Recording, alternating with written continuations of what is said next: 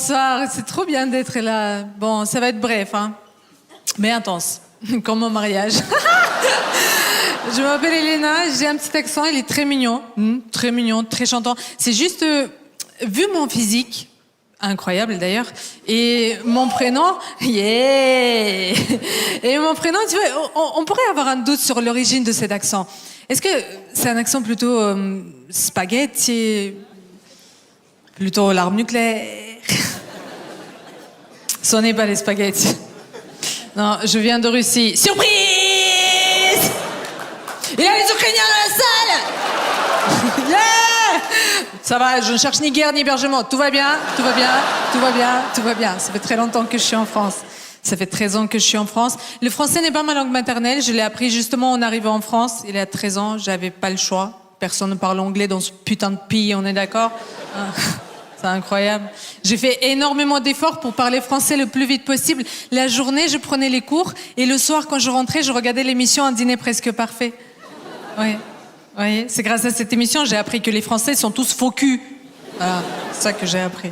Et au bout d'un an, je parlais déjà français. Alors que cette connasse de Emily in Paris, on en parle? Hein? 3 saisons sur Netflix. Et elle est toujours pas capable de faire une phrase en français. Elle me tue, cette folle. Mais non, ah oui, pour ceux qui ne voient pas qui est Emily in Paris, pour les Français, c'est Emily in Paris, ok? C'est une Américaine qui habite à Paris et qui se balade avec les talons de 15 cm à Saint-Germain sur les pavés. Qui se balade avec les talons de 15 cm à Saint-Germain? À part mes compatriotes. C'est leur tenue de travail, on ne juge pas. Bref, 13 ans plus tard, je suis bilingue. Voilà, un génie, que veux-tu? Mais ça m'arrive de faire des fautes, ouais, ça m'arrive de faire des fautes. Et les Français, ils sont impitoyables avec cette histoire d'orthographe. Hein. C'est dingue, hein. Dès que quelqu'un fait une faute, la police de Becherel. C'est fou, hein. Un jour, j'ai eu malheur d'oublier un S à la fin d'un verbe, les gars. J'ai juste oublié un S à la fin d'un verbe. Il y a les gens qui oublient leurs gosses dans des écoles. Putain. J'ai été corrigée à la seconde par une personne, bon, j'imagine qu'elle n'était pas au courant qu'il y a encore 13 ans. Je ne savais même pas dire bonjour en français, c'est vrai. Hein. Aujourd'hui, je sais dire nique ta mère. D'ailleurs, nique, c'est sans S parce que c'est l'impératif.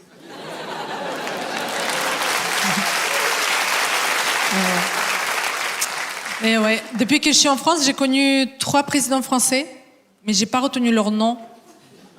Pour une Russe, ça fait trop de présidents à retenir. Vous savez? Eh ouais. Vous savez ce que j'ai retenu? C'est que les Français ne sont jamais contents de leur président. C'est dingue, hein? En fait, peu importe le choix qu'ils font, ils seront jamais contents. En fait, je crois que c'est culturel. Avec Sarkozy, il n'était pas content. Avec Hollande non plus. Macron, il le gifle. Il gifle leur président. Mais t'imagines, on fait ça en Russie? Hein? Mais rien que d'y penser, t'auras un point rouge sur le front, là. Vous êtes tout fou, quoi. Mais jamais de la vie, nous, en Russie, on ne critique jamais celui qu'on a choisi, ok? Chut, on est sûrement sur écoute, les gars. En Russie, à la naissance des enfants, on montre 3 portraits.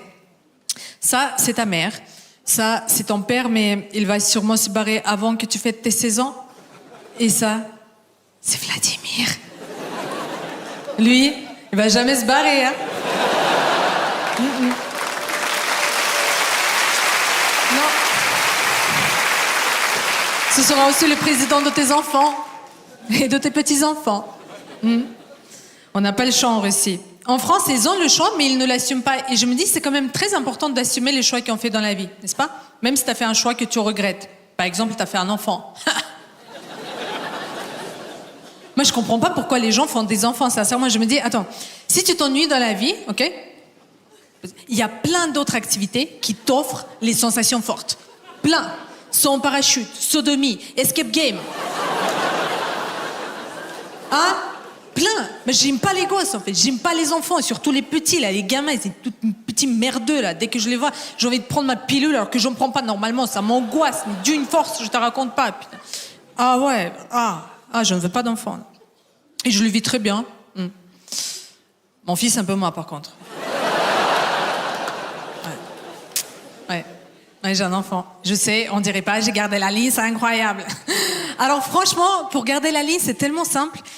Divorce, dépression et un peu de cocaïne. Ah putain, mais je vous rassure, je suis une super mère, ok? Vraiment, je suis une super mère. Je le sais, j'en suis certaine. Parce que je fais des sacrifices pour mon enfant. Et c'est ça d'être une bonne mère, n'est-ce pas? N'est-ce pas? Vous avez des enfants, vous le savez. J'ai sacrifié les piles de mon vibro pour le jouet de mon fils. Et j'en avais besoin ce soir-là, putain. Hein? J'avais les boules quand je voyais le petit tram passer, là. Ah, j'avais bien les boules.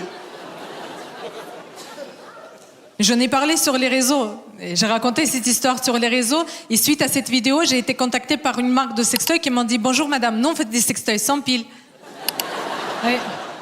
On voudrait bien vous envoyer notre produit, mais est-ce qu'en échange, vous pouvez faire une story avec? Je dis pendant que... Bref, envoyez le matos.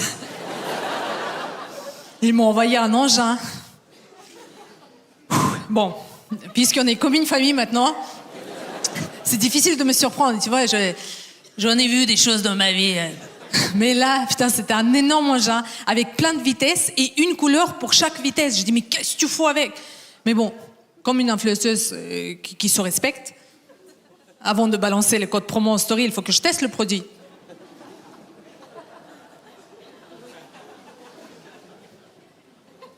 Je l'ai mis à l'intérieur. Ça a coincé et j'arrivais plus à le sortir. À chaque fois que je le tirais, ça me faisait mal. J'ai dit, ça y est, je vais mourir assis sur un god. C'est ça, ma mort, putain. Et ça commençait à s'allumer de toutes les couleurs. J'avais l'impression d'avoir une discothèque dans ma chatte. Et ça vibre tellement fort. C'est pour faire des smoothies, les gars. C'est pas pour mettre ça dans ton corps. Là, c'est bien pour éclairer le chemin quand tu vas la nuit aux toilettes. Plus jamais je mettrai ce machin dans mon corps. Par contre, ça a fait un super jouet pour mon fils, l'épée magique, les gars. J'ai fait une story où il court avec, elle était tout content. Elle me dit, maman, il y a personne qui a ça à l'école. Je dis, bien sûr, on va leur montrer, ouais. C'était tout pour moi. Merci, Montreux, vous avez été incroyables. Merci.